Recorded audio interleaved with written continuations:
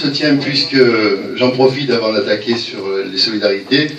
Le 15 mars, tu parlais de l'identité sénoise. Je vous invite à venir à Tamaris assister à la sortie de ce livre que je présente, préfacé par Christian Lacroix, sur la Seine-sur-Mer, la Belle au littoral normand. Alors, concernant le social,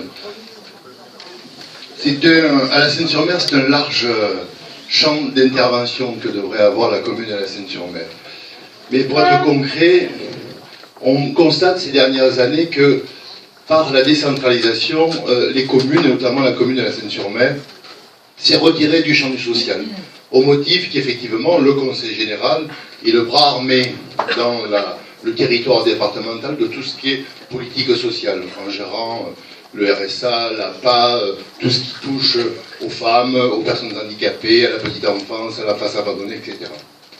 Donc je crois que cette réalité, il faut la combattre. Et je propose depuis plusieurs années déjà que le Centre communal d'action sociale, qui là par contre est le bras armé de la politique municipale en matière sociale sur le territoire communal, soit fortement développé. Il n'est pas normal que, même si c'est utile, le CCAS à la Seine ne gère que la dimension personnes âgées. Tout à l'heure, Luc parlait des difficultés des femmes. C'est bien de célébrer les militantes, mais je peux vous dire qu'en tant que conseiller général, je reçois régulièrement des femmes seules avec enfants, qui non seulement ont des problèmes de ressources, de vie quotidienne, mais de logement, d'écoute, d'attente. Alors heureusement, il y a tout un foisonnement d'associations comme celle-ci, où nous sommes, qui œuvrent sur le terrain. Mais je crois que la ville doit être cotée non seulement de ces associations, mais aussi de toutes ces personnes qui sont à l'abandon. L'isolement dont parlait André Bonifay est une réalité dans notre ville. Lundi, demain, je dois aller visiter une personne tétraplégique qui vit seule, un jeune, dans les quartiers verts. Je crois que partout, il faut que le social soit une sorte de veille. Vous savez, la veille, c'est-à-dire qu'on doit être attentif. On ne doit pas attendre que les gens viennent vous voir à un guichet pour vous dire j'ai une difficulté pour payer mon loyer, j'ai une difficulté pour m'en sortir, ou pour avoir un appartement, pour être écouté. C'est ce que je disais un peu hier soir, qui a fait bondir certains. Un élu, avant tout, il est à l'écoute. Et la politique du respect, pour moi, c'est pas simplement un mot, c'est réellement aller au-devant des gens, faire en sorte que les gens ne soient pas abandonnés. Donc ça, pour moi, le bras armé de cette politique, au sein d'une commune, c'est le Centre communal d'action sociale. Et il faut qu'il soit imaginatif, inventif. Souvent, on fait le débat, oui, mais on en a marre de faire du social. Mais le social, on peut tous un jour être nécessairement rencontrer cette dimension. Parce que la vie, on ne sait pas ce qu'elle nous réserve. Du jour au lendemain, on peut basculer. Donc je crois qu'il faut bien intégrer cette notion. Le social, c'est utile dans une ville comme la Seine-sur-Mer, comme partout ailleurs, mais encore plus à la Seine, parce que, on le disait hier soir, c'est une ville qui depuis 20 ans est à l'abandon, et petit à petit, la pauvreté grandit, l'abandon grandit.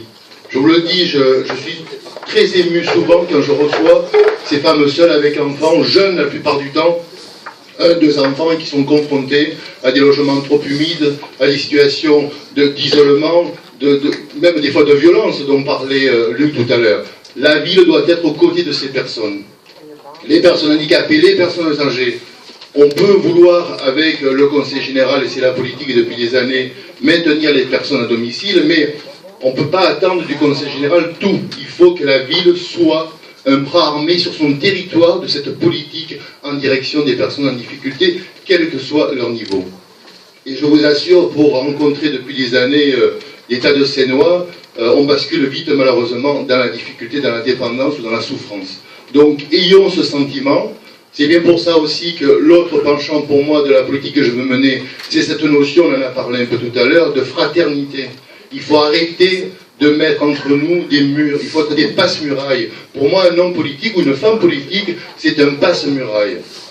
On n'attend pas, on va chercher les gens. On va à leur devant pour savoir ce qu'ils vivent. Et je vous assure que, hier soir on parlait du budget, dans le budget communal, il y en a des ressources.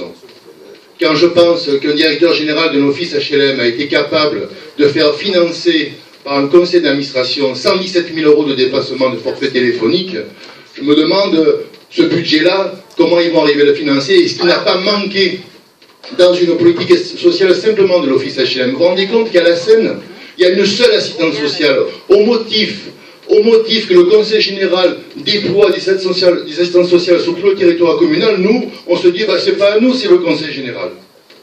Pardon. Merci.